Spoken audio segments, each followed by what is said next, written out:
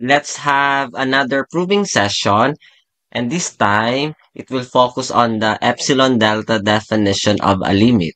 So we have here limit of the function 2x plus 4 as x approaches 3 is equal to 10. Limit of the function x squared plus 3 as x approaches 1 is equal to 4. We also have limit of x cubed as x approaches 2 is equal to 8. So for this quick presentation, our objective is to prove two-sided limits using the epsilon delta definition of a limit.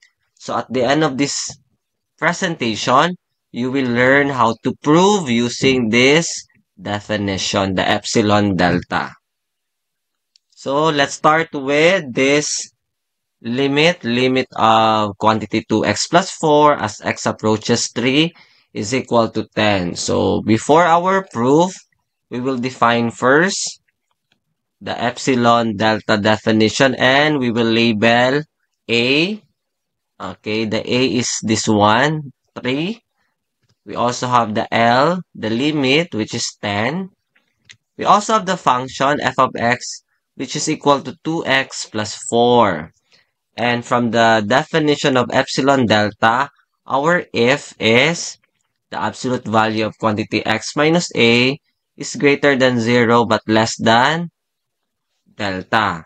And our then is the absolute value of the function minus the limit, and this should be less than epsilon. So we will start with our proof. So we only need two steps. Okay, the first step is to find a formula for delta, where delta must be greater than 0.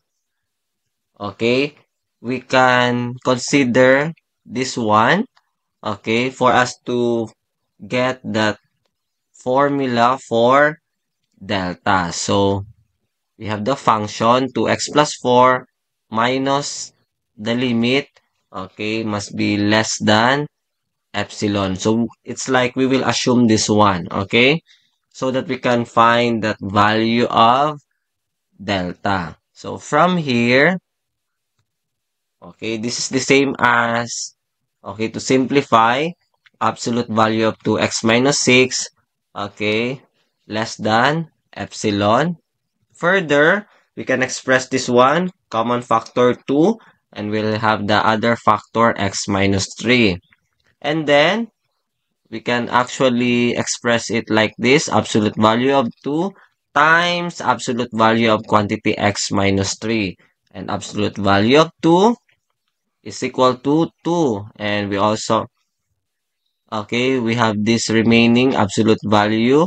Okay, the other factor, x minus 3, which is less than epsilon. And from here, okay, we can use the property of inequality to have this absolute value of quantity x minus 3 is less than epsilon over 2. And this is a very familiar form because this is similar to this if.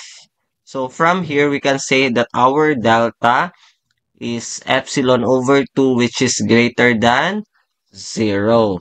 And after this, we can proceed with our second step, test if the formula works. So we will copy this.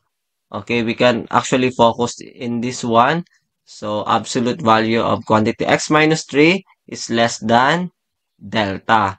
And applying the multiplication property of inequality, especially for positive numbers, okay, if we will multiply both sides, okay, the inequality will still the same, and this is actually equal, okay.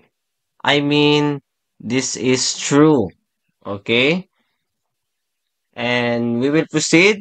So this is the same as 2 is absolute value of 2, and then absolute value of x minus 3.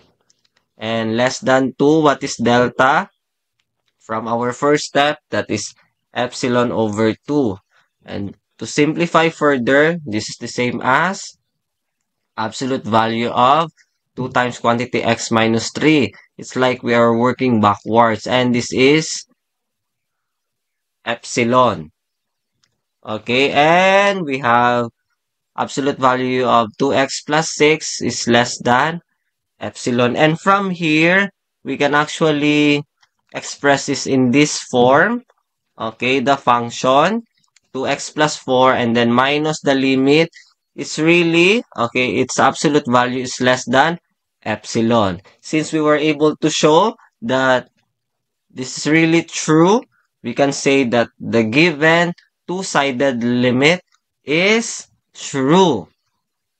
Okay, we'll proceed. Of course, we will not forget this QED, okay, to show that we have really proven, okay, the given limit. Okay, can you prove other two-sided limits? You have to try.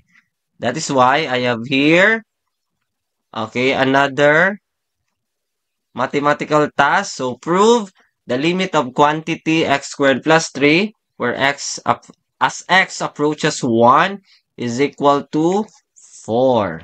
Of course, do not forget to like and share. Thank you.